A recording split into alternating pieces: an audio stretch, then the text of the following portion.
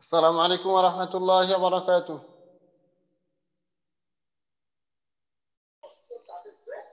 أعوذ بالله من الشيطان الرجيم. أعوذ بالله من الشيطان أعوذ الرجيم. بالله من الشيطان الرجيم. بسم الله الرحمن الرحيم. بسم بسم الله الله الرحمن الرحمن الرحيم. الرحيم. اللهم صل على محمد اللهم صل على محمد وعلى آل محمد وعلى آل محمد كما صليت على إبراهيم كما صليت على إبراهيم وعلى آل إبراهيم وعلى آل إبراهيم حميد إنك حميد مجيد. اللهم بارك على محمد اللهم بارك على محمد وعلى آل محمد وعلى آل محمد كما باركت على إبراهيم كما باركت على إبراهيم وعلى آل إبراهيم وعلى آل إبراهيم إنك حميد مجيد. إنك حميد مجيد. رب زدني علما رب زدني علما رب اشرح لي صدري رب اشرح لي صدري ويسر لي أمري ويسر لي عمري واحلل عقدة من لساني واحلل عقدة من لساني يفقهوا قولي يفقه قولي وبك نستعين وبك نستعين يا مستعان يا مستعان ربي يسر ربي يسر ولا تعسر ولا تعسر وتمم علينا بالخير وتمم علينا بالخير আলহামদুলিল্লাহ, আল্লাহ তাআলা শুকরিয়া যে আল্লাহ তাআলা আমাদেরকে الحمد لله দিনের মতো আজকেও কোরআনের জন্য কিছু সময় বের করার তৌফিক দান করেছেন। তো আসলে আমরা যে কোরআন পড়তেছি, তো আমাদের যোগ্যতা বলে আমরা কোরআন পড়তেছি না, বরং আল্লাহ তাআলা আমাদেরকে তৌফিক দিয়েছেন, তাই আমরা কোরআন পড়তেছি। আমাদের মতো অনেক মানুষ আছেন যারা এরকম আমাদের মতোই, কিন্তু তারা হয়তো বা আজকে কোরআন পড়তে পারতেছে না, অনেকে অনেক গুনার ভিতরে আছে। তো আল্লাহ তাআলা আমাদেরকে মেহেরবানি করে আল্লাহ তাআলার কোরআনের জন্য কিছু সময় বের করার তৌফিক দান করেছেন, আলহামদুলিল্লাহ। আলহামদুলিল্লাহ। তো গতকালকে আপনারা আমাকে পড়াইতেছিলেন, আমি চাচ্ছি যে আজকে আর কি পড়িয়ে শেষ করবেন যতদূর আর কি আমরা গত 22 দিনে আলোচনা করতেছিলাম। তো আজকে কোন ওস্তাদ আমাকে পড়াবেন আর কি?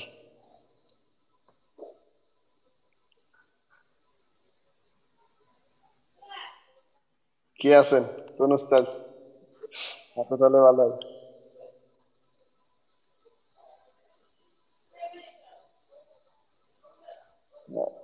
সাকলাইন মোস্তাক ভাই আসেন। জি উস্তাদ বলেন। হ্যাঁ, তাহলে গতকালকে তো আমাকে পড়াই দিয়েছিলেন বেশ, আলহামদুলিল্লাহ। তো গতকালকে আমাদের এই কলকলা হয়তো বা শেষ হয়েছিল, তো আজকে আর কি আজকে আমাকে জি একটু উস্তাদ। এটা হলো যে আসলে আমি নিজেও তো ছাত্র, সেজন্য আর কি আমারও তো আর কি একটু পড়ার দরকার। গতকালকে একটু একটু জ্বর ছিল, আজকে আলহামদুলিল্লাহ একটু ভালো লাগতেছে যে উস্তাদরা কালকে একটু আমাকে পড়িয়েছে। তো আজকে ইনশাল্লাহ আমি এই 15 নম্বর পেজ থেকে পড়তে চাচ্ছি আপনার কাছে। 15 নম্বর পেজে যে আছে যে মদের হরফ 3টি, ওয়াও, ইয়া, আলিফ বা আলিফ ইয়া ওয়াও। জবরের বাম পাশে খালি আলিফ, মদের হরফ ডান দিকের হরকতের উচ্চারণে এক আলিফ টানিয়ে পড়ি। তো এই যে এইসব বিষয়গুলো ওয়াও, আলিফ, ইয়া, ওয়াও, এই তিনটাকে বলা হচ্ছে মদের হরফ। এইগুলো মদের হরফ কখন হয়? এগুলো কি সর্বদাই মদের হরফ হবে নাকি ওই কোনো শর্ত আছে যে এই সময়ে মদের হরফ হয় আর এই সময় মদের হরফ হয় না? হুজুর এমন কি শর্ত আছে? সর্বাবস্থায় কি ওয়াও আলিফ ইয়া মদের হরফ হবে? জি না, না আজহার জি ভাই না, আপনি না, শর্ত আছে। আমি মুস্তাক ভাইয়ের কাছে একটু পড়তেছি। আচ্ছা আচ্ছা, সরি সরি। না, আজহার ভাই বলুক, সমস্যা নাই। তাহলে হ্যাঁ আজহার ভাই উনি আপনি মনে হয় বলেন। বলতে পারবেন। না ভাই হ্যাঁ বলেন না, মুস্তাক ভাই বলেন বলেন, আমার মিস্টেক হয়ে গেছে, মাই মিস্টেক।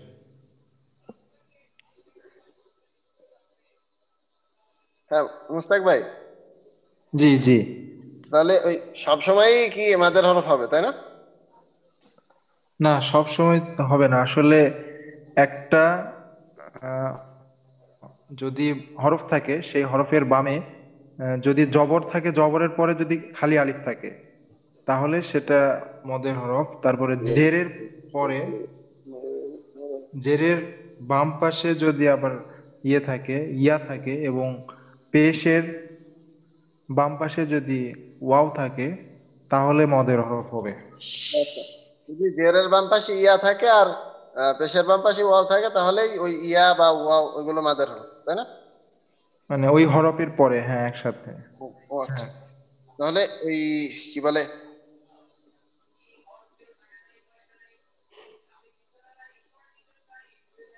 তাহলে এটাও তো মাদের হরফ তাই না? কি আপু?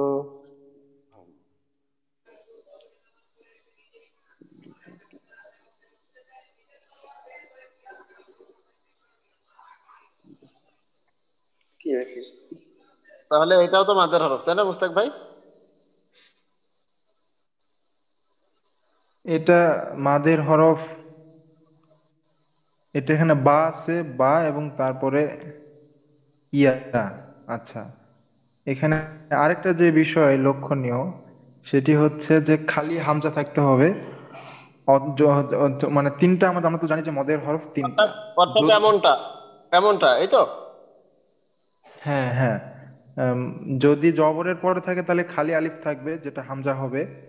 অথবা জেরের পরে থাকলে জজমালা ইয়া থাকবে, এবং ও পেশের বাম দিকে থাকলে জজমালা তাহলে এরকম অনেকটা আর কি নাকি? জি ওস্তাদ। ও আচ্ছা আচ্ছা, তাহলে যদি এইভাবে থাকে সেই ক্ষেত্রেই আহ, এই আলিফ, ইয়া, ওয়াও এগুলো মাদের হরফ হবে এই তো। জি। তো যদি মাদের হরফ হয় তো কি করব? বুঝলাম মাদের হরফ, তো এর কোনো আহ, কাজ ম- আছে কিনা? মদের হরফ হলে এক আলিফ টানিয়া পড়িতে হয়। ও, এক আলিফ টানিয়া পড়িতে হয়। ওই ওয়াও আর ইয়া টান দেবো নাকি? না, মানে যে হরফটা, ওই হরফটা টান দিব। যেমন বা আলিফ জবর বা, বা ইয়া জের বি, বা ওয়াও পেশ বু। অর্থাৎ ওই হরকতের উচ্চারণটা টান দেবো এই তো। হ্যাঁ হ্যাঁ। ডান দিকের হরকতের উচ্চারণটা একালিফ টান দিয়ে করবো, ঠিক আছে? জি জি। তাহলে ওই এখন তো আপনি তো আমাকে ভুলও পড়াতে পারেন, অন্য ওস্তাদরা কি বলতেছেন? ওস্তাদ আশিকুর জি হুজুর রহমান ঠিক আছে। একদম পুরোপুরি ঠিক আছে? জি হুজুর। আর সাব্বির খান ওস্তাদ? আমার তো ভয় লাগতেছে, কারণ আমি তো একজন নতুন ছাত্র হিসাবে এতগুলো ওস্তাদ, এখন যদি ওস্তাদরা ভুল পড়াইতেছেন কি সঠিক পড়াইতেছেন এ ব্যাপারে তো ইজমা হওয়ার দরকার আর কি, যে হ্যাঁ একদম ঠিক পড়াইতেছেন। ওস্তাদ, হ্যাঁ, ওস্তাদ কি ছিল ওস্তাদ, মানে বিষয়টা? যে এই যে আমরা বলতেছি মদের হরফ 3টি, আলিফ, ইয়া, ওয়াও। তো এই আলিফ ইয়া ওয়াও এই তিনটা কি সবসময় মাদের হরফ হবে নাকি এর সাথে কোনো শর্ত আছে? ওস্তাদ শর্তগুলো তো সাকলাইন মুস্তাক বলেছেন আর কি। এগুলা যদি মানে ওনার গুলো জবরের ঠিক বাম আছে পাশে কিনা খালি যদি আলিফ আসলে হয়, মানে এই জেরের বাম পাশে যজমালা ইয়া ইয়া সাকিন যেটা আর কি, পেশের বাম পাশে যজমালা ওয়াও যদি হয়, ও তাহলে আমরা ডান দিকের হরকত মানে মদের হরফের যে ডান দিকে হরকতটা আছে সাকলাইন মুস্তাক বলেছেন, সেই ডান দিকের হরকতটা আমরা ও এক আচ্ছা। আলিফ পরিমাণ টানবো আর কি। তাহলে ওই উনি যেটা বললেন ওটা ঠিক আছে। হ্যাঁ ওস্তাদ, আমার তো মনে হয় ঠিক আছে। ও, তাহলে তো আমি একবারে আর কি নিশ্চিন্তে পড়তে পারি যে হ্যাঁ ঠিক আছে। বা বি বু ঠিক আছে তো তাহলে। জি জি ঠিক আছে। আচ্ছা মাশাল্লাহ। তো তাহলে এই গেল আমাদের মাদের হরফ, যে আমরা এর আগে পড়েছি যে মাদের হরফ তিনটি আলিফ ইয়া ওয়াও। তো এই এই তিনটের ক্ষেত্রে এই বিষয়টা ছিল যে যদি জবরের বাম পাশে খালি আলিফ হয়, জেরের বাম পাশে ইয়া সাকিন হয় এবং পেশের বাম পাশে ওয়াও সাকিন হয়, তাহলে এইগুলো আমাদের ডান দিকের হরকতকে আমরা এক আলিফ টান দিয়ে পড়বো। দেখি এরপরে কি আছে। তো আলহামদুলিল্লাহ যদি ওইভাবে হয় তাহলে তো আমি পারবো ইনশাল্লাহ, একজন নতুন ছাত্র হিসাবেও আমি পড়তে পারবো। আমার তো কনফিডেন্স এখন হাই লেভেলে আর কি। তো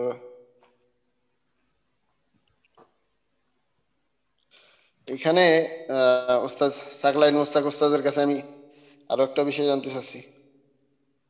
সেটা হলো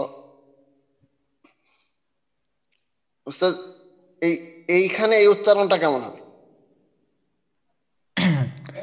এইখানে বিসমিল্লাহির রহমানির রহিম, নুন ওয়াও জের নু, নু, তারপরে হা ইয়া জের হি, নু হি, হা আল হা, হা হামজা জবর হা, নুহি হা। তাহলে যদি এভাবে পড়ি তাহলে হয়ে যাবে ইনশাল্লাহ। তো জি অন্য ওস্তাদরা ইনশাআল্লাহ। কি বলতেছেন, উনি আসলে ঠিক বলতেছেন কিনা? যেহেতু একজন নতুন ছাত্র আমি তো দাবি রাখি আপনাদের কাছে না উনি যে একটু একজন একটু ভুল বলছেন একটু। ভুল আছে। একটু ভুল আছে। কত বড় সাহস, আপনি দ্বিমত করলেন ওনার সাথে? এটা সম্ভব? অন্যরা অন্যরা কি বলতেছেন? জি হুজুর। কি ওস্তাদ? নুন অপেশ নু, হাইয়াদের হি, হা হালিফ জবর হা, নু হি হা, নু হি হা। আরো একবার, আমি আসলে উচ্চারণটা খুব ভালো বুঝতে পারিনি তো। নুন অপেশ নু, হাইয়াদের হি, হালিফ জবর হা, নু হি, নু হি হা। তাহলে এই তিনটাতে টান দিতে হবে।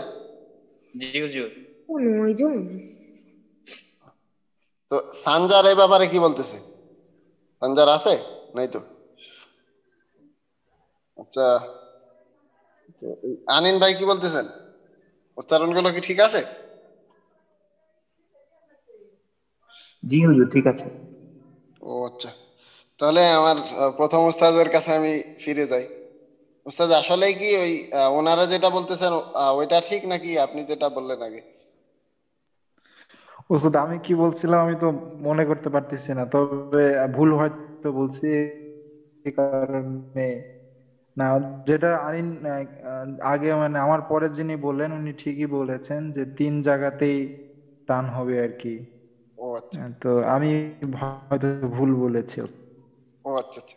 তাহলে এটা এটা যেভাবে হবে সেটা হলো যে ওই যে আমরা ওইখানে পড়লাম যে ওয়াও সাকিন ডান দিকে পেশ, অথবা পেশের বাম পাশে ওয়াও সাকিন, জেরের বাম পাশে ইয়া সাকিন আর খালি আলিফ, ডান দিকে জবর, অথবা জবরের বাম পাশে খালি আলিফ। এই তিনটাই তো আমরা পড়লাম। তো এখানে দেখেন একটা শব্দের ভিতরে এই তিনটা মাদের বিষয় আছে আর কি, যে নু হি হা, তাই না? তো এই বিষয়টা চলে এসেছে। তো এরকম যদি আমি একজন নতুন ছাত্র, তো আপনাদের কাছে যদি এইভাবে শিখি, তো আশা রাখি ইনশাল্লাহ আমি খুব তাড়াতাড়ি, গতকালকে পড়েছি আজকে যদি পড়ি ইনশাল্লাহ আমি মোটামুটি আর কি সূরা ফাতিহা আজকে পড়তে পারবো আপনাদের সাথে। তো দেখি আরো একটু সামনে যাই। তো এখানে তো আমার মনে হয় তেমন শেখার কিছু আমার কাছে নেই, তারপরেও যেটা বলতেছে এখানে, খাড়া জবর খাড়াজের উল্টা পেশকে মদের হরকত বলে। মদের হরকতের উচ্চারণ একালিপটা নিয়ে পড়িতে হয়। তো মদের হরকত, তাহলে উস্তাদ এখানে কি ওই কি বলে আমরা যে এর আগে পড়লাম যে এক জবর এক জের এক পেশকে হরকত বলে, তো ওইখানে তো বললাম হরকত, আর এখানে খাড়া জবর খাড়াজের উল্টা পেশকে মদের হরকত বলতেছে। তাহলে ও জি আচ্ছা, হ্যাঁ। তো এখানে তো তেমন প্রশ্ন নেই।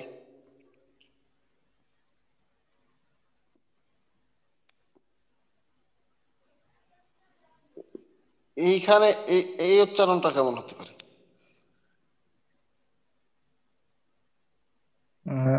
লাল দাগের উপরেরটা, নিচেরটা। নিচেরটা। এখানে খ জের খি, তাপ খাড়া জবর তা, খিতা, মিম পেশ মু, খিতামু, হা উল্টা পেশ হু, খিতামুহু, তো এরকম ওস্তাদ। ও আচ্ছা, তাহলে অন্যরা একমত কিনা ওনার সাথে? জি উনি ঠিক বলছে। আনিন জি ভাই? হুজুর একমত। জি হুজুর ঠিক আছে। এই আল্লাহ, সব একমত? ওস্তাদ আপনি তো আমাকে ভয় ধরায় দিচ্ছেন ওস্তাদ, আপনি। আমি তো একজন নতুন ছাত্র, আমার তো প্রশ্ন তো একটু এলোমেলো হতেই পারে, এটা স্বাভাবিক, তাই না? একজন নতুন ছাত্র হিসেবে তো উস্তাদ হিসেবে একটু কষ্ট করেন, আল্লাহ সব দেবে ইনশাআল্লাহ। হুম, এইটা কেমন হতে পারে উস্তাদ, এটার উচ্চারণ? এটা হচ্ছে জ হা জবর দহ, রজের রি, দহ রি, হা উল্টা জের হি, দহ রি হি। ও আচ্ছা, তাহলে ওই ওই আহ, উচ্চারণটা পুরো হলো যহরিহি। তাহলে উস্তাদ ওই হায়ের নিচে যেটা ওটা উল্টা জের, এই তো? হ্যাঁ। ও আচ্ছা, অন্যরা একমত কিনা ওনার সাথে? খারাজের। আর কেউ? খারাজের। আচ্ছা, তাহলে ওইটা খাড়া জের হবে। আচ্ছা আচ্ছা, ঠিক আছে, মাশাআল্লাহ। তাহলে ওইটা খাড়া জের। উস্তাদ আমি তো আপনার সাথে দ্বিমত করতেছি আবার, এখন ভুল হলে মাফ করবেন। ঠিক আছে কি ওটা, এটা কি খাড়া জের হবে উস্তাদ জি। নাকি উল্টা জের? আসলে নামগুলো নিয়ে আমাদের তেমন খারা মাথা জবর খারাজের আর উল্টা। তেমন মাথা ব্যথা নেই। বাকি যেহেতু যেহেতু আমরা সবাই পড়তেছি, ওই যে কোরআনের ওই হাদিস শরীফে তো ওই কথা আছে যে খায়রুকুম মান তাআল্লামাল কুরআনা ওয়া আল্লামা। তো এখানে তো বলা হচ্ছে যে তোমাদের ভিতরে সর্বোত্তম তারাই যারা কোরআন নিজে শেখে এবং অন্যকে শিক্ষা দেয়।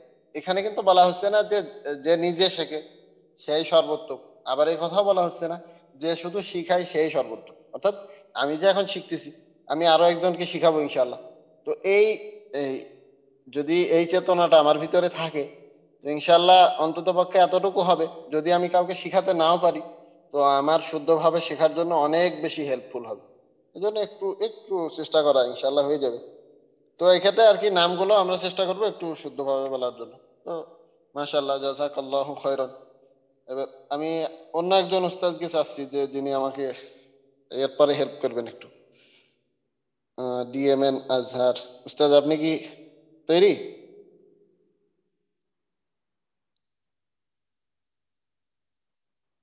ও আচ্ছা, উস্তাদ সাব্বির খান। আচ্ছা ইনশাআল্লাহ উস্তাদ আমি আপনার কাছে পড়বো এখান থেকে। তো এই যে এখানে বলা হচ্ছে দুই জবরের পরে ওয়াকফ করিলে মাদ্দে আওয়াজ হয়। এক আলিফটা নিয়ে পড়িতে হয়। তাহলে এখানে এই টানটা কেমন দেবো? বার দা, বার দান, নাকি স্যার ঠিক আছে তো? না উস্তাদ, বার বার দা এখানে তো দুই জবর থাকলেও ওয়াকফের জায়গায় এক জবর আমরা বাদ দেব, দিয়ে আর এক জবরকে আমরা এক আলিফ পরিমাণ টানবো, এর ও আচ্ছা, মধ্যে এওয়াজ আর তাহলে কি। তাহলে বারো দা, এইরকম। তাহলে ওই এক জবর বাদ দিয়ে দিতে হবে। জি ওস্তাদ, এক জবর বাদ দিয়ে আমরা এক জবরকে এক আলিফ পরিমাণ টানবো। ওই সব সময় নাকি? ওয়াকফ যখন আমরা ওয়াকফ করব সেই সময়। আচ্ছা আচ্ছা, তাহলে অন্য উস্তাদরা কি ওনার সাথে দ্বিমত আছে কিনা? আমার তো মনে হইতেছে আরো কিছু থাকতে পারে এর ভিতরে। অন্য উস্তাদরা কি বলতেছেন? উনি কি ঠিকঠাক আছেন নাকি অন্যরা একটু বলেন? হ্যাঁ উস্তাদ সাকলাইন উস্তাদ, ঠিক আছে ওস্তাদ। ঠিক আছে? জি আছে। হুম, একটা জবর বাদ দিয়ে দেয় আবার বলেন ঠিক আছে, এটা কিভাবে সম্ভব? শেখানিন ভাই। জি হুজুর, উচ্চারণ ঠিক আছে। আয় আয় আয় আল্লাহ, এইভাবে বাদ দিয়ে দেয় আর আপনারা বলেন ঠিক আছে, তো তাহলে ঠিক আছে উস্তাদ? আচ্ছা, আমি আমি ধরে নিলাম ঠিক আছে। এরপরে তাহলে দাও দা, এরপরে কি পড়বা? ইল মা, এভাবে তো? জি ওস্তাদ। আচ্ছা, তারপরে যাই। আসলে আচ্ছা উস্তাদ, আমি তো এখানে দেখতেছি আরো, ওইখানে যে এক আলিফের কথা বললেন, এক আলিফ তো দেখতেছি আরো আরো আছে, তো এক আলিফ মোটের উপরে কয় প্রকার? এক আলিফ মত ওস্তাদ তিন প্রকারও আমরা বলতে পারি, চার প্রকারও বলতে পারি আর কি। আচ্ছা আচ্ছা, তো ওই তিন প্রকার বা চার প্রকার বলতেছি, ওটার কোনো কারণ আছে কি? ওস্তাদ একটা ছিল,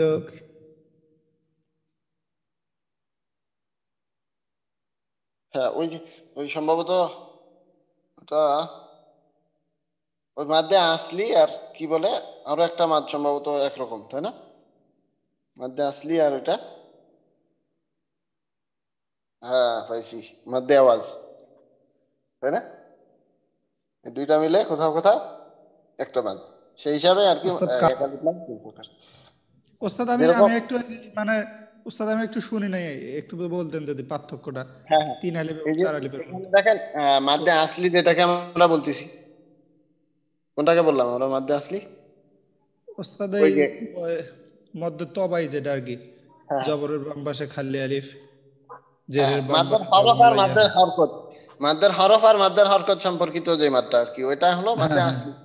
হ্যাঁ, তো ওই মাদ্দে আসলি, আমি একটু ওই পেজে যাচ্ছি, এরপরে আপনি দেখেন যদি এই বিষয়টা খেয়াল করেন। এই মাদের ভিতরে দেখেন আপনি অধিকাংশ যেটা, সেটা যদি আপনি এখানে এক জবর বাদ দিয়ে দেন, তাহলে এটা মাদ্দে আসলির মতো হলো কিনা, যে জবরের বাম পাশে খালি আলি। ও হ্যাঁ হ্যাঁ জোর, ওস্তাদ মনে হয়েছে মনে হয়েছে। হ্যাঁ হ্যাঁ। তো এই এই এই বিষয়টা লক্ষ্য করে কোথাও কোথাও আর কি, ওই মাদ্দে আসলি আর মাদ্দে আওয়াজ এক জায়গায় আর কি, সেই জি হিসাবে আর ওস্তাদ, কি। মানে এই যে এই অবস্থাকে আমরা ফার্সের মধ্যে মাঝে মধ্যে মানে আমরা রাখতে পারি আর কি। হ্যাঁ, ও কোনো কোনো কিতাবে আছে। এখন আপনারা যেন এখানে আবার চার প্রকার পড়ে গিয়ে ওই দেখা যায় ওইখানে তিন প্রকার, ওই বিষয়টা বিভ্রান্ত না হন আর কি, এই বিষয়টা আর কি এখানে পরিষ্কার করা হয় এতটুকুই। আবার দেখা যায় আপনাদেরকে আমি পড়ালাম একালিক মাদ তিন প্রকার, তো ওই সময় দেখা গেল যে আবার আহ, কোথাও আছে যে একালিক মাদ চার প্রকার, তখন তো মুশকিল হবে। এর কারণে আর কি ওইটা ওইটা বলা। তো এইখানে যে বলা হচ্ছে জবরের বাম পাশে জজমালা, ওয়াও জবরের বাম পাশে জজমালা ইয়া লিনের হরফ, তো লিনের হরফের ক্ষেত্রে উস্তাদ কি করব? এখানে কি কোনো নিয়ম নীতি আছে? জি ওস্তাদ, জবরের বাম পাশে যজমালা ওয়াও যদি হয় তাহলে সেটা লিনের হরফ, আবার জবরের বাম পাশে যজমালা ইয়া হলেও লিনের হরফ। কিন্তু লিনের হরফের বামের হরফে যদি আমরা ওয়াকফ করি তাহলে ওই লিনের হরফকে এক আলিফ পরিমাণ বা এক আলিফ পরিমাণের চেয়ে একটু আরো বেশিও টানতে পারি আর কি।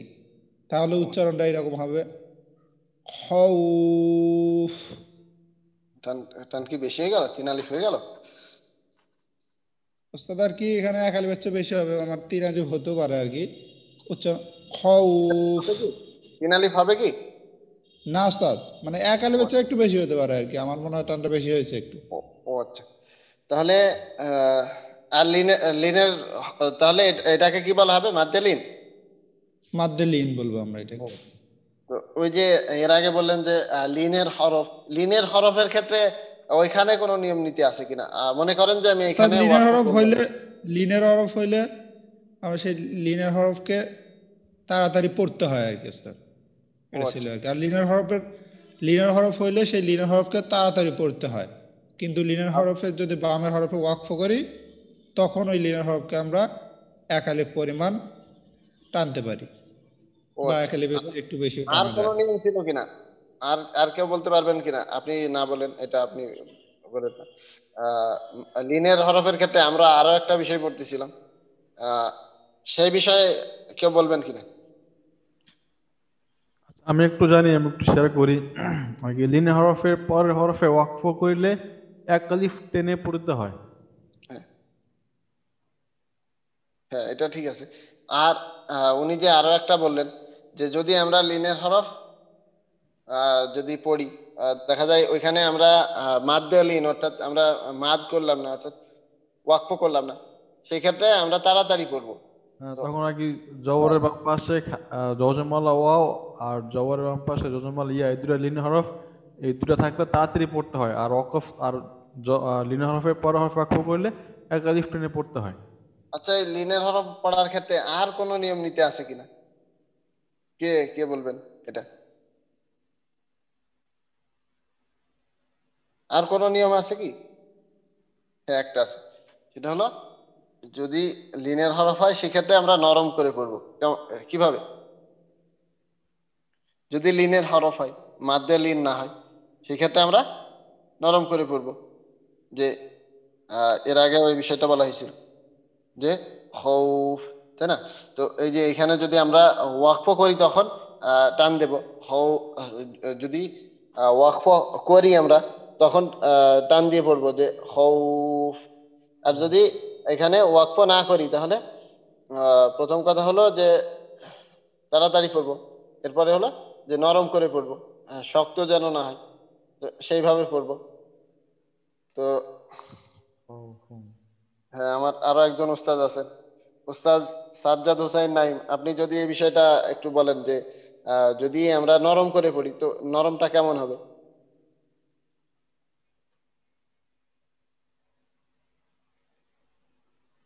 জি হজরত, আমি আসলে ঠিক খেয়াল করতে পারি নাই। হ্যাঁ, যে এই যে লিনের হরফের ক্ষেত্রে যে আমরা নরম করে পড়বো, তো নরমটা কেমন নরম হবে? যে নরম আচ্ছা আচ্ছা বলতে আচ্ছা কেমন? আচ্ছা আচ্ছা, মানে নরম বলতে কেমন? আর মানে মানে নরম শক্ত শক্তের মধ্যে বলতে পার্থক্য কেমন? নাকি? হ্যাঁ, হ্যাঁ, হ্যাঁ। আচ্ছা আচ্ছা আচ্ছা আচ্ছা। আহ, আচ্ছা, নরম শক্ত বিষয়টা হচ্ছে যেমন আমরা যদি এখানে খওফুন শব্দ আছে নাকি, এই খওফুন, তো খওফুন শব্দটাকে দেখেন আমি দুইবার পড়তেছি, এর মধ্যে একটা হচ্ছে শক্ত আর একটা হচ্ছে নরম। খওফুন, খউফুন।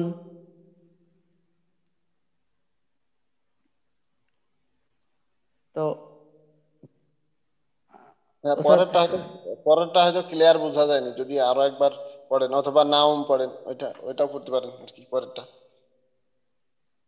আহ, এখানে এটা এটা আচ্ছা আচ্ছা আচ্ছা, একটা হচ্ছে নাউমুন, নাউমুন, আরেকটা হচ্ছে যে নাউমুন বা নামুন, এরকম আর কি। মানে এখানে আসলে শক্ত করে চাইলেও সম্ভব না। মানে ও আচ্ছা, আচ্ছা। এখানে এই সমস্যাটা সাধারণত হয় না আমার জানা হ্যাঁ, মতে। এই ক্ষেত্রে ওই মানে এটা হামজার মতো, লিনের হরফ হামজার মতো এই শক্ত কারণেই যেন বলা না হয়েছে হয়। যে, হ্যাঁ হ্যাঁ হ্যাঁ আর কি। হামজার ক্ষেত্রে যেমন যেমনটা না, আমরা শক্ত করি। এখানে কিন্তু কেউ না ওমুন বলে না বা না হ্যাঁ উমুন বলে না, হ্যাঁ বলে হ্যাঁ না ওমুন। হ্যাঁ হ্যাঁ। মানে লিনে হরফ এই কারণে বলা হয়েছে যে লিনে হরফ যে মানে এটা চাইলেও শক্ত করে উচ্চারণ করা যায় না। ও, সমস্যা হয় হচ্ছে যখন ওয়াওয়ের উপর বা ইয়ার উপর যখন হরকত আসে, তখন শক্ত নরমের বিষয়টা আসলে একটু মানে ঘোলায়া দৃষ্টিগোচর যায় হয় আর আর কি। কি। হ্যাঁ, হুম। ওটা হ্যাঁ তখন জাযাকাল্লাহু খায়রান। এরপরে উস্তাজ আজহার, ডিএমএন আজহার, আপনার কাছে আসতেছি এবার। সেটা হলো যে এরপরে আমাদের যে বিষয়টা সেটা হলো বলা হচ্ছে হামজার পরে যদি মাদ্দে আসলি আসে, হামজার পরে মাদ আসিলে মাদ্দে বদল বলা হয়। তো এই মাদ্দে বদল আর আসলির ক্ষেত্রে আমাদের পার্থক্য কোথায়, আর মাদ্দে বদলটা কি জিনিস?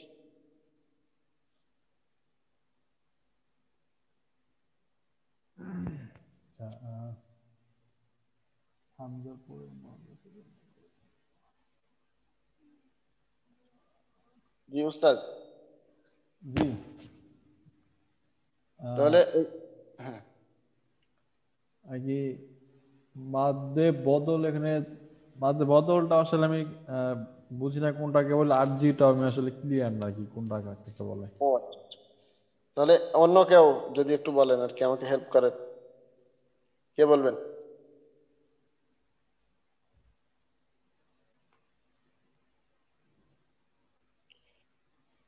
ওস্তাদ আশিকুর রহমান?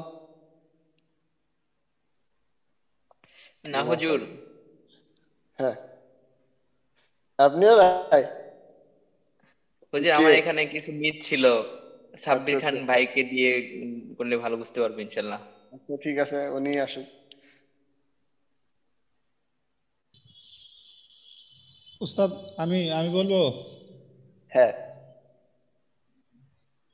উস্তাদ, যখন হামজার উপরে যখন আর কি যখন মদ্দে তবা এটা যখন হামজাতে হয় আর কি, মানে মাদের হরফ হামজা যে মাদের হরফটার উপরে যখন একালিপ মাদ হয় তখন সেটা মদ্দে বদল হয় আর কি। এটা আর কি সোজা কথা আর কি। ও আচ্ছা আচ্ছা। তার মানে ওই যে মাদ্দে আসলি যেটা, ওইটা আলিফের উপরে আসলে ওইটাই। হ্যাঁ হ্যাঁ, মাদ্দে আসলে আলিফের উপরে আসলে তখন সেটা মাদ্দে বদল হয় আর কি। ও আর আচ্ছা। যদি আলিফ ছাড়া অন্যান্য গুলো, আলিফ ছাড়া অন্যান্য হরফে যদি মাদ এই যে যখন আসে আর কি, যে মাদের যে নিয়মগুলো আসে মাদ্দের হরকত, তখন তাই না? সেইটা মাদ্দে আসলেই।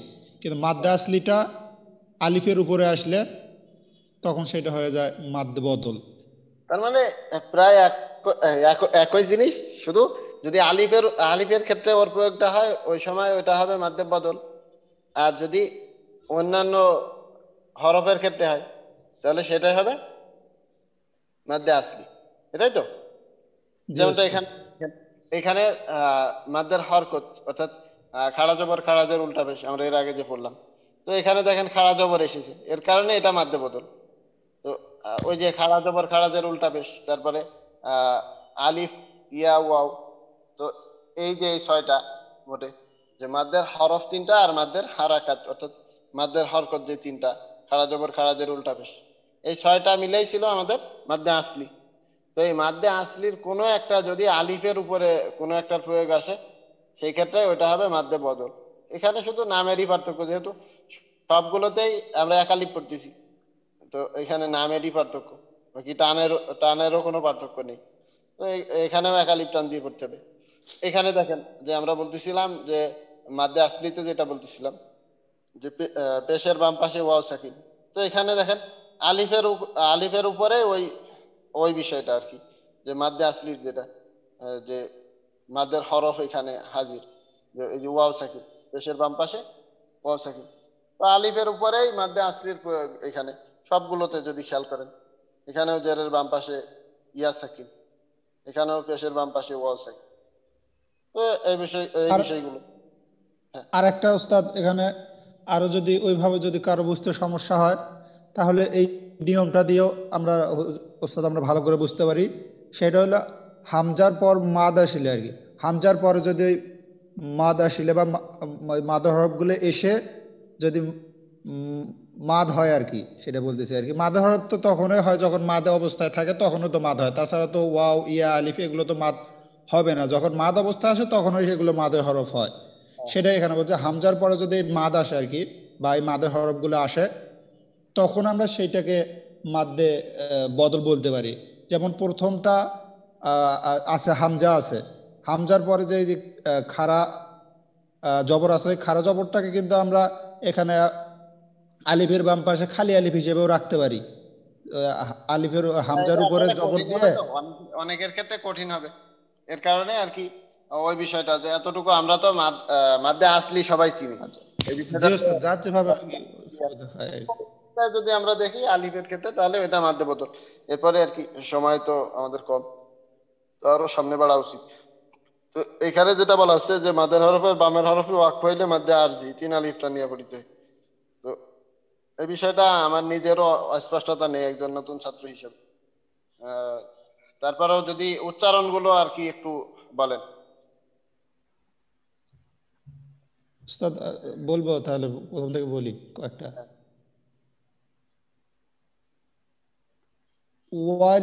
ওয়ালিয়াদিন, আজিম, ইয়াস্তাউফুন, জাতিল আইমাদ।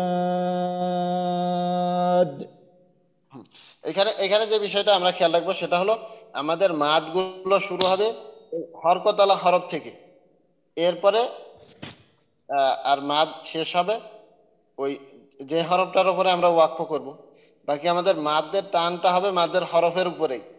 এই যে এখানে যেটা ইয়া সাকিন মাদের হরফ আমরা আগেই পড়লাম, এখানেও ইয়া সাকিন মাদের হরফ, এখানেও ওয়াও সাকিন মাদের হরফ, এখানেও খালি আলিফ ডানে জবর, অর্থাৎ জবরের বাম পাশে খালি আলিফ।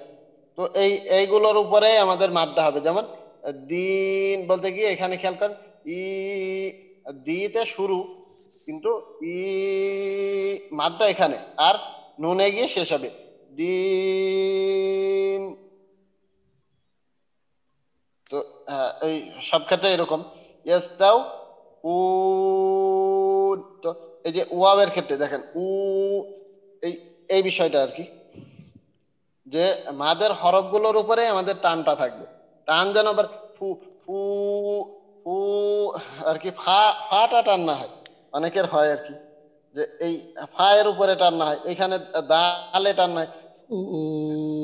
হ্যাঁ, হ্যাঁ, এই বিষয়টা খেয়াল রাখা যে ফা বা এই দাল, অর্থাৎ যে হরফের উপরে হরকত আছে, আহ, আহ, যে হরফের উপরে বা নিচে হরকত আছে, তো ওই হরকত আলা হরফে যেন টান না হয়, আমাদের টানটা যেন মাদের হরফের উপরেই হয়।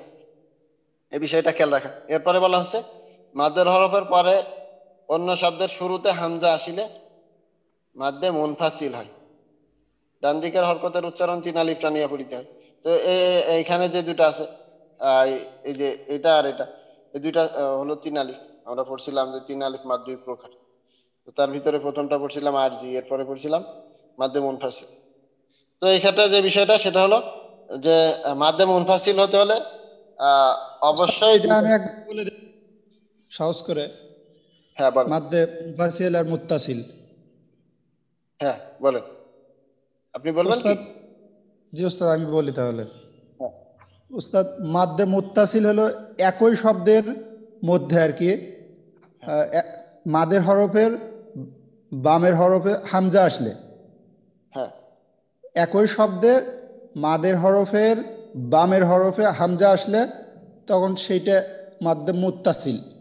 হ্যাঁ, আর যখন এ, মাদের হরফের পরের শব্দে, মাদের হরফের পরের শব্দের শুরুতে হামজা আসে, তখন সেটা মাদ্দে মুনফাসিল হয়। অর্থাৎ প্রথমটা হলো যে অর্থাৎ এখন একই শব্দে কিন্তু মুনফাসিলে আহ, প্রথম শব্দটা তো ওই যে মাদের হরফ আসলে প্রথম শব্দের শেষে মাদের হরফ, এবং তারপরের শব্দটার শুরুতে হামজা আসে, তখন হ্যাঁ সেটা মাদ্দে মাশাআল্লাহ। মুনফাসিল। হ্যাঁ মাশাআল্লাহ। তো এই বিষয়টা আমি আরো একটু বলতেছি। সেটা হলো যে দুইটাই হলো মাদের হরফের পরের হরফে হামজা। তো মাদে মুত্তাসিলের ক্ষেত্রে যেটা সেটা হলো একই শব্দের ভিতরে মাদের হরফের পরের হরফ হামজা। আর মাদে মুনফাসিলের ক্ষেত্রে এক শব্দের শেষে হবে মাদের হরফ, আর পরের শব্দের শুরুতে হবে হামজা। তো এই বিষয়টা যদি আমরা আরো একটু সহজভাবে বুঝতে চাই, তাহলে যেটা বলা হয়েছিল যে মাদ্দে মুত্তাসিলের ক্ষেত্রে সাধারণত এই হামজাটা থাকে, মাদের হরফের পরের হরফে এই গোল হামজাটা থাকে। আর মাদ্দে মুনফাসিলের ক্ষেত্রে যেহেতু ওইটা আর কি ওই হামজাটা শুরুতে যে হামজাটা আসে সাধারণত এই লম্বা হামজাটা আসে, সেই ক্ষেত্রে আর কি আমরা যদি এই দুইটা হামজার প্রতি খেয়াল করি, মাদ্দে মুত্তাসিলের ক্ষেত্রে সাধারণত এই হামজাটাই আসে। যদি এই হামজাটা আমরা দেখি মাদের হরফের পরের হরফে, তাহলে এটা মাদ্দে মুত্তাসিল। আর যদি আমরা দেখি যে মাদের হরফের পরের হরফ লম্বা হামজা, তো ওই ক্ষেত্রে আমরা মাদ্দে মুনফাসিল ধরলে আর কি সুবিধা হবে।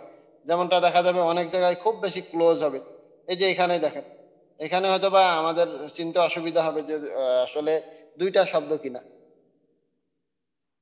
যে একটা শব্দ নাকি দুইটা শব্দ।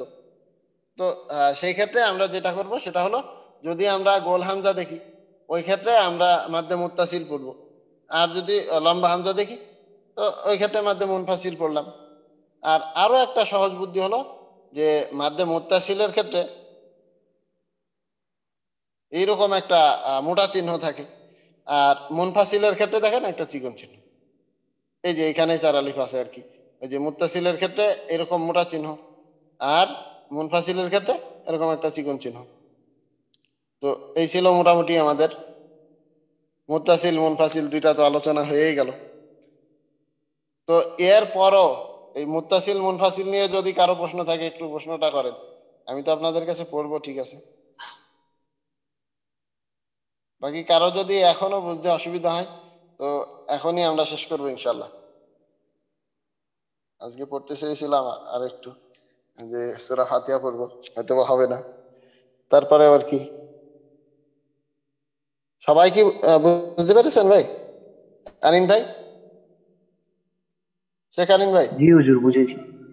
ও মাশাল্লাহ, তাহলে আলহামদুলিল্লাহ আমরা মুত্তাসিল মুনফাসিল আমাদের গেল। এরপরে ছিল ওস্তাদ জি ওস্তাদ এই কোন জন ভাই বলছিল মধ্যে আসলি বা তবাই তে কোনো সমস্যা আছে, ওইটা যদি আর একবার বুঝাই দিতেন ওই ভাইয়ের মনে হয় সুবিধা হতো, তাহলে তখন তিনি মধ্যে বদলটাও ভালো বুঝতে পারতেন আর কি। ও না, মাদ্দে আসলি তবাইর ওই ব্যাপারে তো ওই দিন আমরা আলোচনা করেছি। এরপরে বলতেছি মাদ্দে আসলি তবাই আমি প্রথম দিনই কিন্তু আপনাদেরকে এই দুইটা মাদের না, এই একটা মাদের দুইটা নাম বলতে আমি নিষেধ করেছি ওই দিন। আপনারা হয় আপনাদেরকে আমি বললাম যে আপনারা শুধু মাদ্দে আসলি বলবেন, যদি তবাই বলেন মাদ্দে আসলি তবাই একটাই মাদ, একটা মাদের দুইটা নাম। ধরেন আপনার এই যে একটা ফুল আছে বাংলাদেশে, সেটা হলো জেসমিন। তো না, জেসমিন হলো ইংরেজি, বাংলা হলো জুই, আরবিতে ইয়াসমিন। তাহলে আরবি ইয়াসমিন, ইংরেজিতে জেসমিন, বাংলাতে জুই। তো একটা ফুলেরই তিনটা নাম, ঠিক ওই একটা মাদ্দেরই দুইটা নাম, মাদ্দে আসলি মাদ্দে তবাই।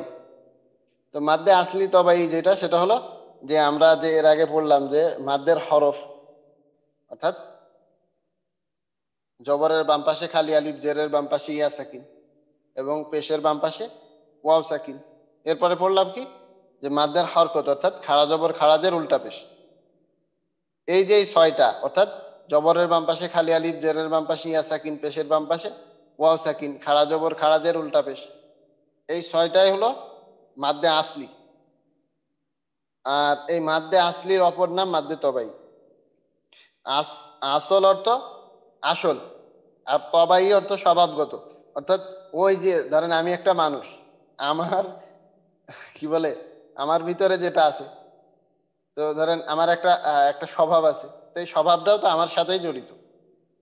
আর বাকি আমার আসল আমি যেটা, তো আহ, এটাও আমার আসল আর কি, যে আমি তো আমার ভিতরে যে স্বভাবটা আছে ওইটাও আমার ভিতরেই। তো আর কি ওই আসলি তবাই এরকমই অর্থ। বাকি ওই যেটা বললাম যে একই ফুলের তিন ভাষায় তিনটা নাম, কিন্তু ফুল তো একটাই। ঠিক মাদ্দে আসলিও যেটা, তবাইও সেটাই। এখন এই বিষয়টা ক্লিয়ার কিনা জি ভাই? ওস্তাদ। একটু রেসপন্স করলে ভালো হয় আর কি, নয়তো আমার জি তো ওস্তাদ। মুশকিল হবে যে ক্লিয়ার। আমি- হ্যাঁ। তো এরপরে আর কি তাসদিদের বিষয়টা তো আমরা জানি যে তাসদিদ যদি কোনো হরফের উপরে আসে তাহলে ওই হরফটা দুইবার পড়তে হবে, প্রথমে ডান দিকের হরকতের সাথে, এরপরে নিজ হরকতের সাথে। তো এই মোটামুটি ছিল। তো এখন তাসদিদের বিষয়ে কারো প্রশ্ন আছে কিনা? না হুজুর, এটা আপনি পারবেন। পারবো? জি হুজুর। আল্লাহ আল্লাহ, দোয়া করবেন ওস্তাদ। 2 দিনে কোরআন শরীফ শিখা তো বেশ মুশকিল, তো তাও দোয়া করবেন, ইনশাল্লাহ হয়ে যাবে। তো ওয়াজিব গুন্না, যেটা ওয়াজিব গুন্নার 2 হরফ, যে আমরা এর আগে পড়লাম ওই যে তাসদিদের ক্ষেত্রে। তো তাসদিদের ক্ষেত্রে সব হরফগুলোর ক্ষেত্রে একটা নিয়ম, আর 2টা শুধু ব্যতিক্রম, সেটা হলো মিম আর নুন। তো এই মিমে আর নুনে যদি তাসদিদ হয় তো ওইগুলোকে কিভাবে পড়তে হবে উস্তাদ? আশিকুর রহমান উস্তাদ। গুন্না করিয়া নাকের বাসি হইতে। গুণ না, অর্থাৎ গুনগুন করে, তাই না? নাকের বাসি থেকে গুনগুন করে পড়তে হবে, এই তো। জি তো হুজুর। গুন্নাটা যদি একটু শোনান তাহলে আরো সুবিধা হয় আর কি। আহ, ইন্না। হ্যাঁ, না টান দেবো কি? না হুজুর। হ্যাঁ, তারপরে এটা কুন্না না, মান্না হ্যাঁ, মিমের একটা পড়ে না, মিমে একটা পড়ি চলে। আম্মা। তাহলে এভাবে পড়লে আমার ছুটি নাকি? ও না না, ছুটি নাই, সরি। তাহলে মোটামুটি আমি পারবো, এই তো, জি অসুবিধা হবে হুজুর। না। আচ্ছা, অন্যরা কি বলতেছেন? শেখ আনিন ভাই, আসলেই কি উনি ঠিক বললেন? জি হুজুর ঠিক আছে। এবার আপনার কাছে তাহলে আমি একটা শুনবো, একটা কি 2টা? হ্যাঁ, তাহলে এই আপনার হলো, যেটা আপনি পড়বেন সেটা হলো এই যেটা।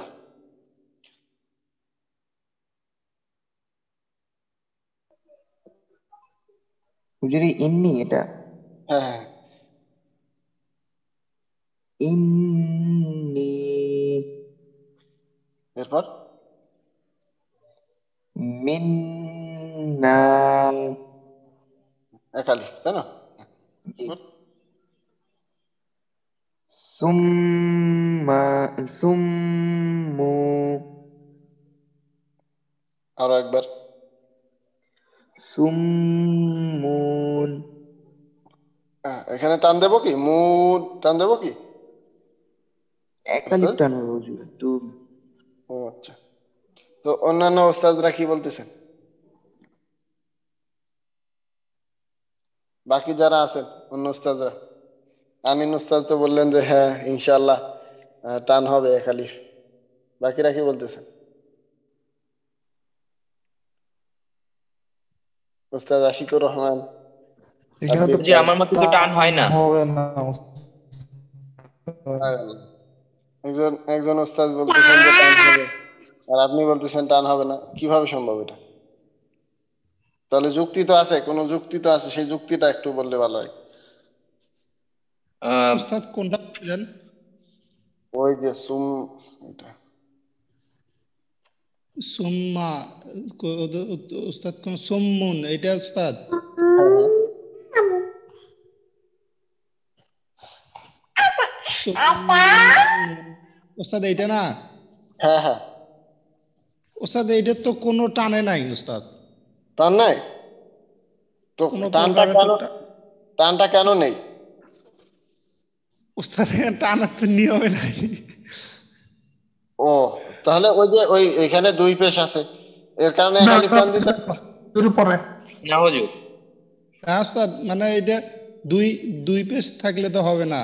ওয়াকফের জায়গায় যদি 2 জবর তাহলে থাকে তখন শুধুমাত্র আমরা একটা জবর বাদ দিয়ে আর একটা জবরকে নিয়ে আমরা একালিপ টান দিতে পারি, কিন্তু দুই ও, দুই যেমন পেশ এখানে আছে থাকলে এরকম, হবে না। ও, এইখানে যেরকম আছে এরকমটা। হ্যাঁ হ্যাঁ, এখানে থাকলে হবে, কিন্তু এই ও 2 জবর থাকলে হবে। 2 পেশ বা 2 জের থাকলে ওয়াকফের জায়গায় হবে না আর কি। ও আচ্ছা, তাহলে কি তখন করতে হবে? শুধুমাত্র সাকিনের উচ্চারণ, এই তো? জি উস্তাদ। ও, যদি ওয়াকফ করি আর ওয়াকফ যদি না করি তাহলে উচ্চারণটা কেমন হবে? ওয়াকফ উচ্চারণ তানবিনের উচ্চারণ হিসাবে হবে। ওই, দুই পেশ হলে মুন হবে, মিম দুই যদি পেশ মুন। উচ্চারণটা একটু শুনান আপনি। সুম্মুন। মাশাআল্লাহ। তাহলে এরপরে তাসদিদ ওয়াজিব গুন্নার মাস্ক, ওই যে আগে আমরা যে দুইটা পড়লাম এখানে আর এখানে, এই দুইটা মিলিয়ে। তো আর কি ওস্তাদ আশিকুর রহমান, আপনি যদি এখানে একটু পড়েন। জি হুজুর।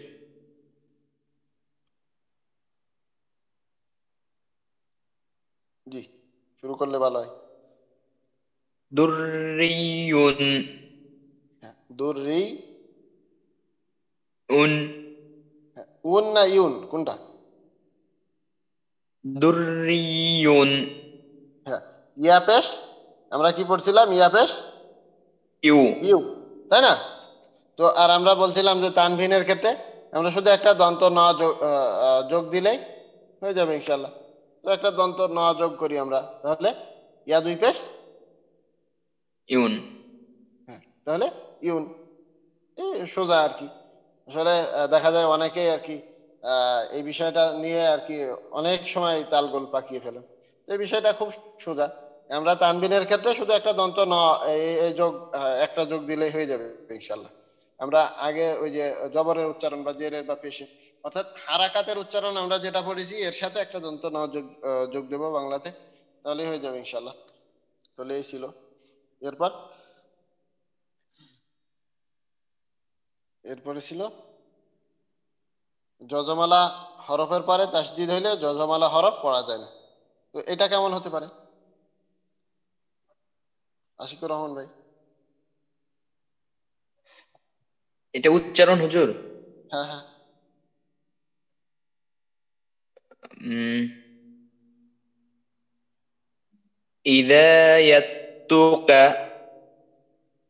ইদা। ইদ আয়াত্তুকা। আইয়াতুকা, তাই না? আইয়াতুকা, তাই আইয়াত। না? জি হুজুর, জি হুজুর। হ্যাঁ। এখানে মা দা হাতুহুম, তাই না? তো এখানে যে বিষয়টা, এই যে যদি জজমালা হরফের পরের হরফ তাসদিদওয়ালা হরফ হয়, তো সেই ক্ষেত্রে জজমের পাওয়ারটা একটু কম। হ্যাঁ, এই পাওয়ার একটু কম হওয়ার কারণে উনি বঞ্চিত হবেন। একবারে ওই যে যার বড় পাওয়ার, উনি একবারে আর কি সব সত্য ভোগ করবেন। তো সেই হিসাবে আর কি ওই তাসদিদ জজমালা হরফ আর পড়া হবে না, তখন তাসদিদওয়ালা হরফ পড়া হবে। আর মাদ্দে লাজিমের ব্যাপারে আমরা যেটা বলছিলাম, যে মাদ্দে মুত্তাসিল যদি না হয়, হঠাৎ করে কোথাও এই চার আলিফের এই টানটা আসে, এই যে আমরা বলতেছিলাম যে এই মোটা চিহ্ন যদি হঠাৎ কোথাও আসে, তো এটা প্রথম কথা হলো মাদ্দে লাজিম। এরপরে যদি হরফের উপর আসে তাহলে হারফি।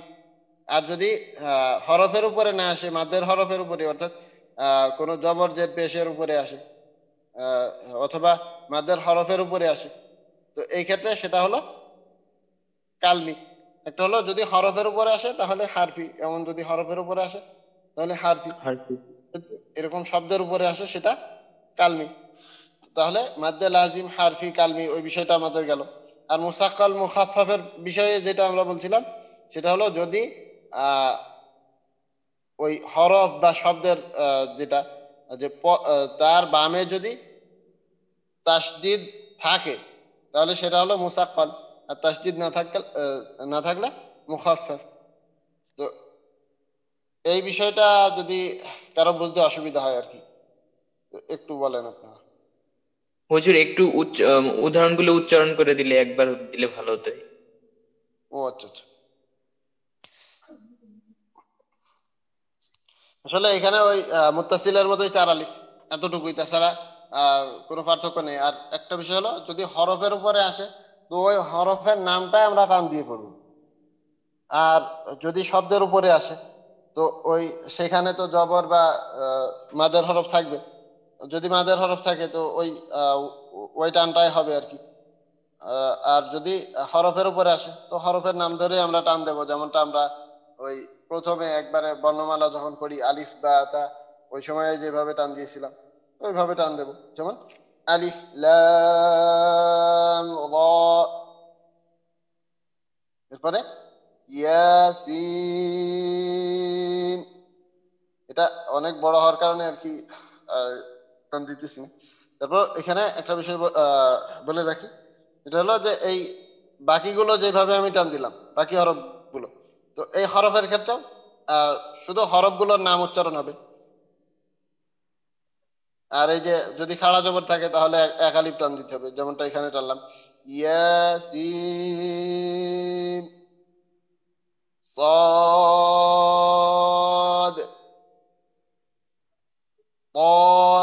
طاسين। তো এইভাবে আর কি। আর জি হুজুর। এখানেও তাই, শুধু এই যে এখানে মিমের উচ্চারণটা আসবে طاسيم মিম। উস্তাদ সাজ্জাদ হুসাইন নাইম, আপনি যদি একটু হেল্প করেন আর কি এই বিষয়টাতে।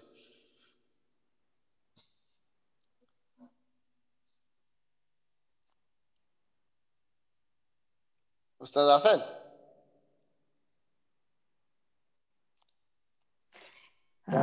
জি ওস্তাদ, হ্যাঁ একটু তাহলে অন্য কাজ করতেছিলাম তো। জি হ্যাঁ, এই বিষয়টা যদি একটু হেল্প করেন আর কি তাহলে সুবিধা হয়। বিশেষ করে জি কোনটা? এই মাদ্দে লাজিম হারফি মুসাক্কাল যেটা, জি হ্যাঁ। এটা কিভাবে পড়বো উচ্চারণটা যদি একটু শোনান আর কি। আচ্ছা, প্রথমটা দুইটা, হচ্ছে, যদি শুরুটা আর শেষেরটা দুইটা হলেই হবে। আচ্ছা আচ্ছা ঠিক আছে। আলিফ লাম মিম। অর্থাৎ এই যে মিমের যে গন্যাটা মাঝখানে থাকবেই, টান হবে, এটাই তো? হুম। ও আচ্ছা, এখানেও তাই নাকি? হ্যাঁ, যদি এটা একটু হ্যাঁ উচ্চারণ এখানে করেন।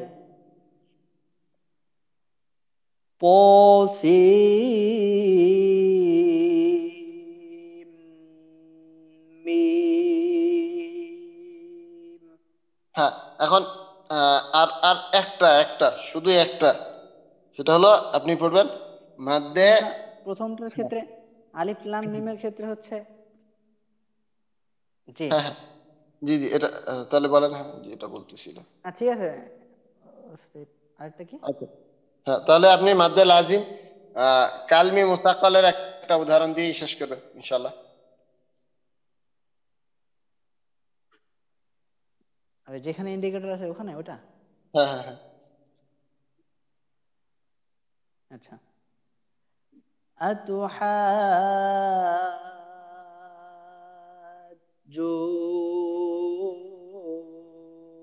আতুহাজ্জুনি। আচ্ছা উস্তাদ, এখানে একটা বিষয় আমরা দেখলাম, মনে হলো যেন ওয়াওয়ের উচ্চারণটা এখানে আছে। তো ওয়াওয়ের উচ্চারণটা থাকার কারণ কি? আমরা এর আগেই তো বললাম যে যদি কোন হরফে জজম থাকে আর তার বামের হরফে তাসদিদ থাকে, তো ওয়াওয়ের উচ্চারণটা আসার কথা না এখানে। তো তারপরও ওয়াওয়ের উচ্চারণটা আমরা অনুভব করলাম, আসলে আছে কি ওয়াও এখানে নাকি কিভাবে কি, এই বিষয়টা যদি একটু বলেন। মানে ওয়াবের উচ্চারণ বলতে বুঝি নাই। এই যে এখানে দেখেন, এখানে যেটা আমরা বললাম যে জজমালা হরফের পরে তাসদিদ হইলে জজমালা হরফ পড়া যায় না, তাই না? হুম। তো জি এইখানেও তো আমরা আমরা সেই বিষয়টা দেখলাম যে জজমালা হরফ এরপরে তাসদিদ আলা হরফ আছে, তার মানে ওয়াওয়ের উচ্চারণটা আমরা একবারেই করবো না। কিন্তু এখানে মনে হলো যেন ওই টানের ভিতরে ওয়াওয়ের অস্তিত্ব ছিল, আসলে ছিল কি ছিল না, বা এই বিষয়টা যদি একটু বলেন।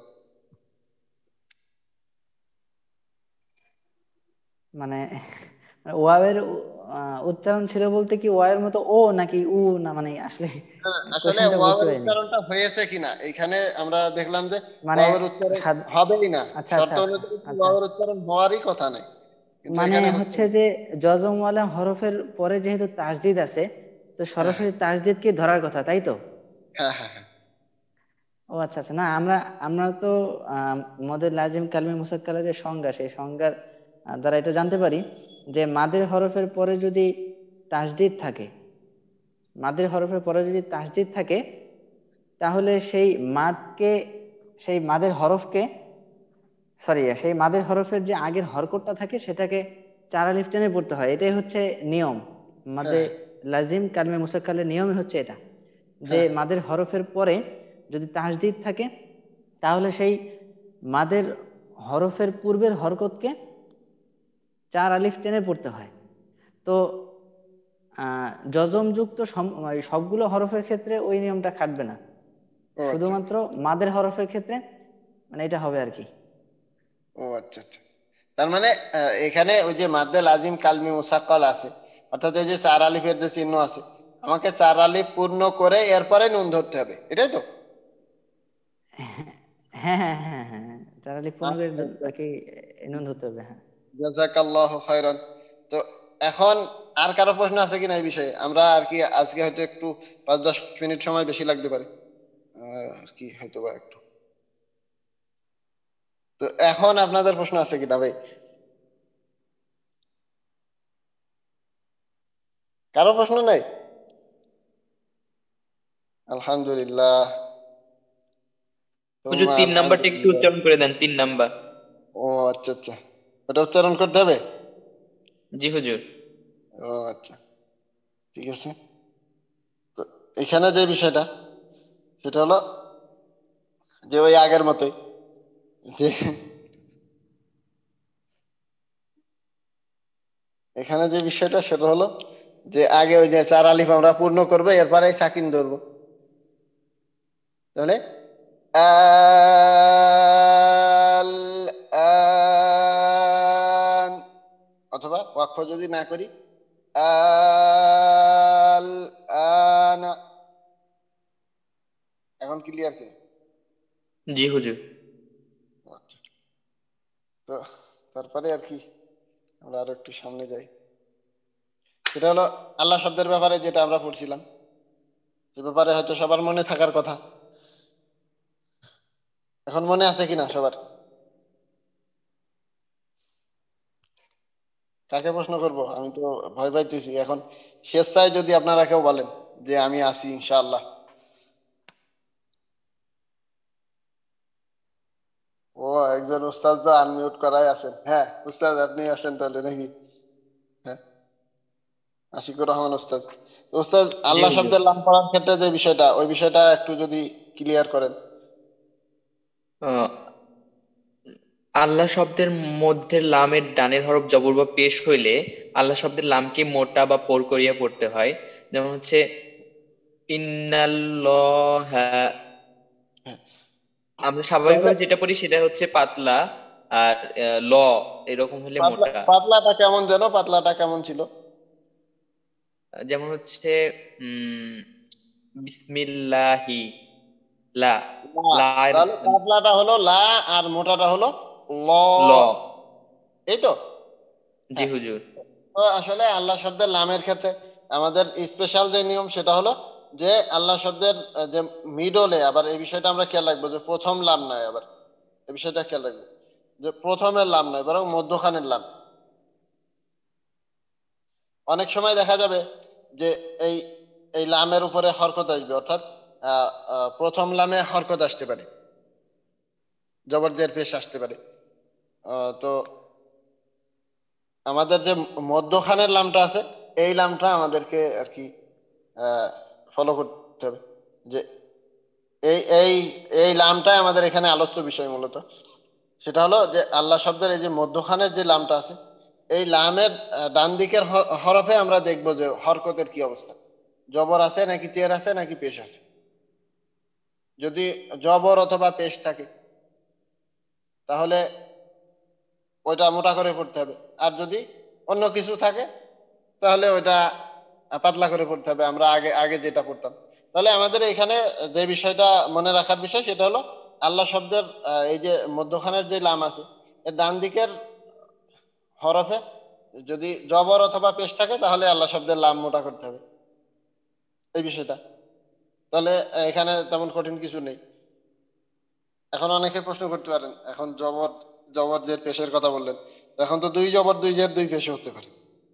তো ওই যে 2 জবর 2 জের 2 পেশের বামে যদি তাসদিদ আসে, তো তাসদিদ পড়ার স্বার্থে আমাদেরকে ওই যে 1 জবর অথবা 1 জের অথবা এক পেশ ছেড়ে দিয়ে ওই তাসদিদ পড়তে হবে। তো তাহলে ওই সেই একই কথা হয়ে গেল, অর্থাৎ জবর বা জের বা পেশ ওই একই একই বিষয় আসলো। ওইখানে দুই জবর দুই জের দুই পেশ আসবে না, এটাই তো।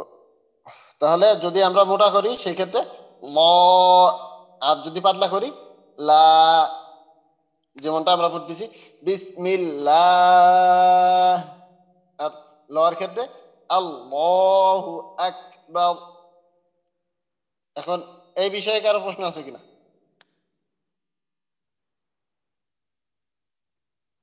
এখন আল্লাহ শব্দের লাম পড়ার ক্ষেত্রে যদি কারো প্রশ্ন থাকে আমরা প্রশ্ন করতে পারি ভাই। এরপরে তো আমরা ইনশাল্লাহ সরাসরি কোরআন শরীফ পড়বো, অর্থাৎ আউযু বিল্লাহ বিসমিল্লাহ সূরা ফাতিহা পড়বো। হয়তো কপাল ভালো নয়, তো আজকে আর হবে না, ইনশাল্লাহ আগামীকালকে হবে। তো আজকে স্পেশাল আরো একটা কায়দা আপনাদেরকে আমি যদি সম্ভব হয় শিখাবো, আজকে পারবো কিনা জানি না, যদি না হয় আগামীকালকে। তো এই ছিল। এরপরে রায়ের নিয়মের ক্ষেত্রে ও আচ্ছা আরো কিছু আছে। তো রায়ের নিয়মের ক্ষেত্রে যেটা, সেটা মোটামুটি গতকালকে আলোচনা হয়ে গেছে। এখন রটা যদি উস্তাদ উস্তাদ সাব্বির খান আমাদেরকে একটু বলেন আর কি রয়ের নিয়মের ব্যাপারে। ওস্তাদ, র এর উচ্চারণ আমরা দুই ভাবে করতে পারি, একটা পুর করে মানে মোটা করে, আর একটা বারিক বা পাতলা করে পড়তে পারি। জি। র এর র এর উপর যদি কখনো জবর বা পেশ থাকে তাহলে আমরা রকে পুর করে পড়বো আর কি। অথবা র সাকিনের ডান দিকে যদি জবর বা পেশ থাকে, র সাকিনের ডান দিকে যদি জবর বা পেশ থাকে তাহলে আমরা রকে পুর করে পড়তে পারি। জি। আর এইটা একটা নিয়ম ছিল উস্তাদ। আর সেটার উদাহরণ কিছু এখানে আছে। আর একটা রয়ের যে পুর করে পড়ার নিয়ম আছে, সেইটার র সাকিনের ডান দিকে জবর বা পেশ না থাকলে, মানে জের থাকলেও, র হ্যাঁ সাকিনের ডান দিকে জের থাকলেও তারপরে যদি মুস্তালিয়া, এই যে হরফে মুস্তালিয়ার এই ছয়টা যেগুলো মোটা হরফ আর কি, এই মোটা হরফগুলো আসলে তখনও আমরা রকে মোটা করে পড়বো, পুর করে পড়তে পারি। ও আচ্ছা আচ্ছা, তার মানে যদি রয়ের ক্ষেত্রে আমরা যে বিষয়টা এর আগে দেখলাম, সেটা হলো আল্লাহ শব্দের লাম পড়তে গিয়ে আমরা ডান দিকে তাকিয়েছি। এর আগে আমরা চিরাচরিত আমাদের যে নিয়মটা, আমরা যদি তাসদিদও পড়ি সেক্ষেত্রে আমরা ডান দিকে তাকাই, এই বাম দিকে তাকাই, তাই না? পরের হরফে কি আছে, যেমনটা ওয়াও রজবর ওয়ার, এখানে যে আমরা পড়তেছি, তো এই ওয়াও এর পরে যে রতে তাসদিদ আছে বা সাকিন আছে, এই বিষয়গুলো আমরা দেখতেছি। কিন্তু এই যে আল্লাহ শব্দের লাম পড়তে গিয়ে আমরা ডান দিকে দেখতেছি, অর্থাৎ আল্লাহ শব্দের লামের ডান দিকে কি আছে, তাই না? জবর জের বা পেশ আছে, এই বিষয়টা দেখতেছি। রয় প্রথম রয়ের প্রথম যে নিয়মটা বললাম ওই ক্ষেত্রে আমরা ডান দিকে দেখতেছি। কিন্তু এইখানে এই একটাই নিয়ম, একটা মাত্রই নিয়ম, যেখানে যে দুই দিকেই আমাদেরকে দেখতে হবে। একটা হলো যে যদি র সাকিনের ডান দিকে জের হয়, তো জের হওয়ার পরে আমাদেরকে আবার বাম দিকে ঘুরতে হবে, বাম দিকে ফিরে দেখতে হবে যে ওইখানে মোটা হরফ আছে কিনা। এই একটা মাত্রই নিয়ম, যেখানে আমাদেরকে দুই দিকেই দেখতে হবে। যদি যদি কিনা র সাকিনের ডান দিকে সাকিন হয়, ওই সরি জের হয়, তো সেই ক্ষেত্রে আমাদেরকে আবার বাম দিকে দেখতে হবে ওইখানে মোটা হরফ আছে কি। যদি মোটা হরফ থাকে তাহলে আমরা র মোটা পড়বো, আর যদি ডান দিকে মুস্তালিয়ার ওই সাত হরফের কোনো হরফ না থাকে তাহলে আমরা র বারিক পড়বো, অর্থাৎ পাতলা পড়বো। হ্যাঁ, এরপরে রয়ের আরো একটা নিয়ম ছিল, সেটা হলো র মোটা করার ক্ষেত্রে, সেটা হলো র এর উপরে যদি তাসদিদ হয়, আর সেখানে তাসদিদের উপরে জবর বা পেশ হয়, সেই ক্ষেত্রেও ডান দিকের হরকত যাই থাক, সেই ক্ষেত্রেও রকে মোটা করতে হবে। আর রয়ের উপরে যদি তাসদিদ হয় আর সেখানে জের হয়, তো ডান দিকের হরফে যে হরকতই থাক না কেন ওই রকে পাতলা করে পড়তে হবে, এই বিষয়টা ছিল। আর র পাতলা করার ক্ষেত্রে আরো বিষয় ছিল, সেটা হলো যে র সাকিন, একটা হলো যে র এর নিচে যদি জের হয়, এরপরে র সাকিন ডান দিকে জের হয়। আর ছিল যে রতে যদি সাকিন হয় এবং ডান দিকে ইয়া সাকিন হয়, তো আমরা চোখ বুঝে একবারে কি পড়বো? রকে পাতলা পড়বো। আর যদি র সাকিন হয়, ডান দিকে অন্য হরফ থাকে, ইয়া সাকিন বাদে অন্য হরফে সাকিন হয়, তাহলে আমরা ডান দিকে দেখব জবর বা পেশ আছে কিনা। যদি জবর বা পেশ থাকে তাহলে ওই রকে আমরা পোর করব, যেমনটা আমরা আসর ওইখানে ওইখানে বলতেছিলাম যে সোয়াদে র সাকিনের আগে আছে। একটু দেখাই তাহলে হয়তো বা আরো সুবিধা হবে। আইন সোয়াদ র, তো এইখানে ধরেন এরকম ব্যাপারটা ছিল। তো র সাকিনের ডান দিকে যেহেতু ইয়া সাকিন নেই, তাহলে আমাদেরকে এখন দেখতে হবে ওই যে এর এই ডান দিকের যে হরফটা আছে এর ডানের হরফে, অর্থাৎ এর ডানের দিকে ডানের হরফে জবর আছে নাকি জের আছে নাকি পেশ আছে। যদি জবর বা পেশ হয় তাহলে এই রকে মোটা করে পড়তে হবে, আর যদি জের হয় তাহলে এই রকে পাতলা করে পড়তে হবে। এই মোটামুটি আমাদের নিয়ম ছিল। আর একটা ছিল যে স্পেশাল নিয়ম, সেটা হলো বিসমিল্লাহি মাজরেহা, ওইখানে রটা পাতলা হবে। এই ছিল। এরপরে ছিল ওই যে কি বলে নুন সাকিন ও তানবিনের যে ব্যাপারটা, সেটা আমরা যেটা বলতেছিলাম যে সেটা হলো যদি ইজহারের 6 হরফ নুন সাকিন অথবা তানবিনের পরে ইজহারের 6 হরফের কোনো এক হরফ আসে, তাহলে ওই নুন সাকিন অথবা তানবিনকে আমরা স্বাভাবিকভাবে যেভাবে পড়ি ওরকম স্পষ্ট করে পড়বো। এরপরে ছিল ইকফা। ইকফার যে 15 হরফ, আসলে এই 15 হরফ আমরা হয়তো মুখস্থ করিনি। আমরা এর আগে যে বিষয়গুলো পড়েছি সে হলো ঈদগামের 6 হরফ ছিল। তাহলে ইজহারের 6 হরফ, ঈদগামের 6 হরফ, 12 হরফ। এরপরে ইকলাবে ছিল একটা হরফ, 13 হরফ। এই 13টা আর আলিফ এই মিলিয়ে 14টা। এই 14টা বাদে বাকি যে 15টা হরফ আছে ওইগুলোই হলো ইকফার হরফ। তাহলে আমরা যদি ইজহারের হরফ, ঈদগামের হরফ আর ইকলাবের হরফ মনে রাখি, তাহলে আমাদের ইকফার হরফ আর মুখস্থ রাখার প্রয়োজন পড়বে না।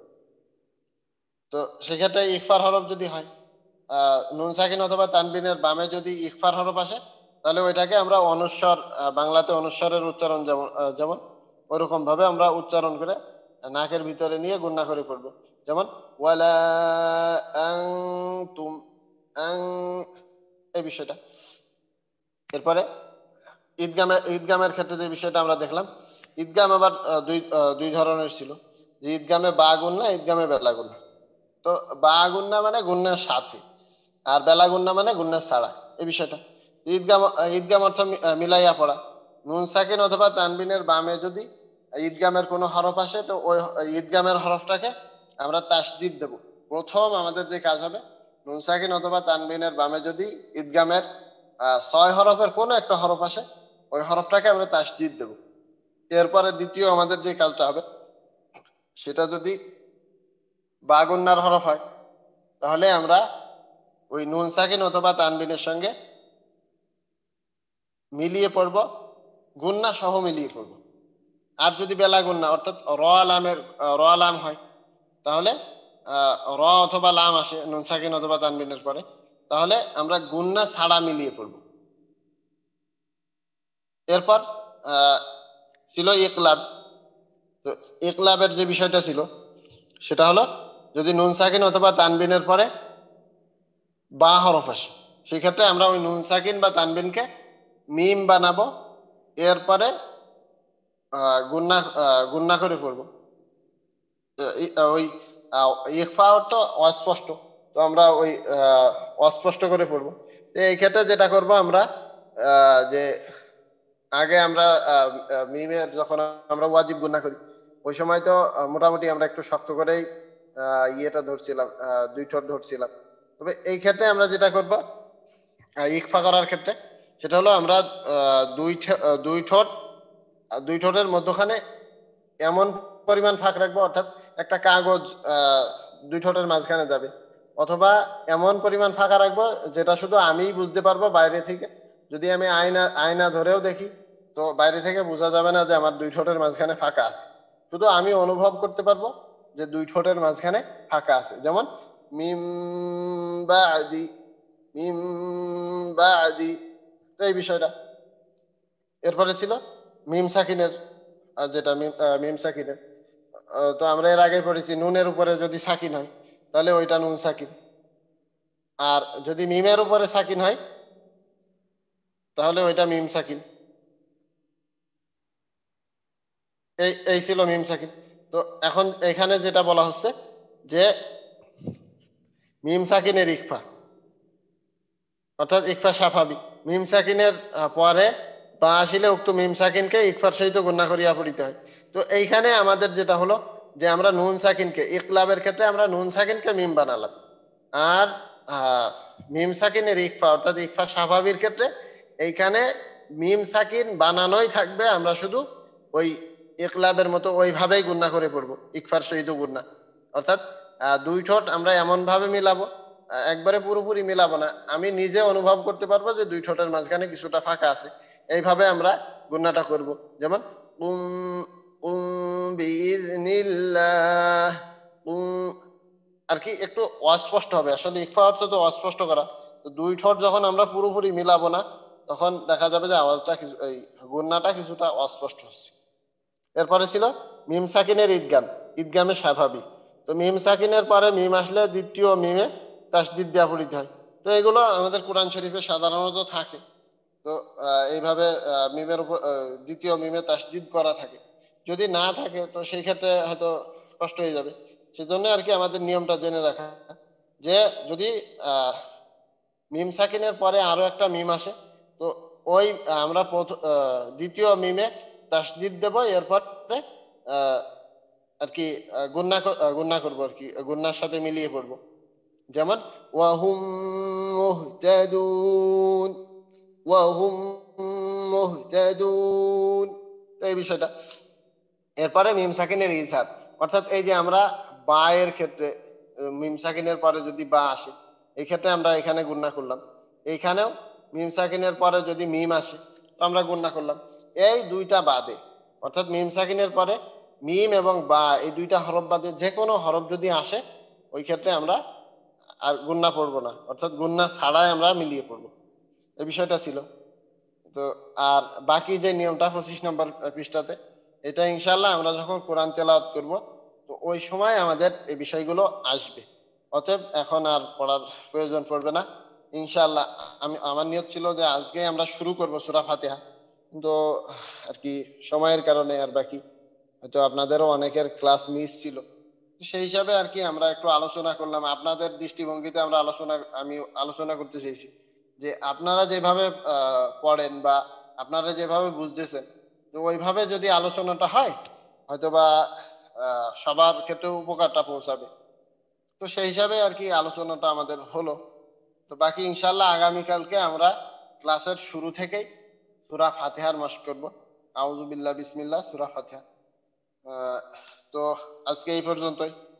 এখন যদি ক্লাসের শুরু থেকে শেষ পর্যন্ত কারো প্রশ্ন থাকে তো প্রশ্ন করতে পারেন।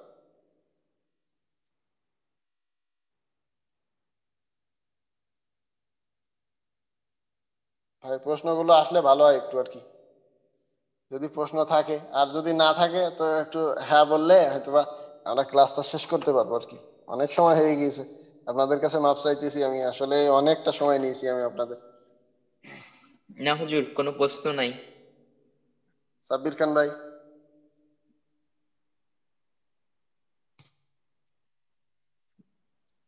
শিমুল ভাই, হুজুর আমার কোনো প্রশ্ন নেই হুজুর। আলহামদুলিল্লাহ। এরপরে উস্তাদ সাজ্জাদ হোসাইন নাইম, আপনারও কোনো প্রশ্ন আছে কিনা? জি না, আলহামদুলিল্লাহ।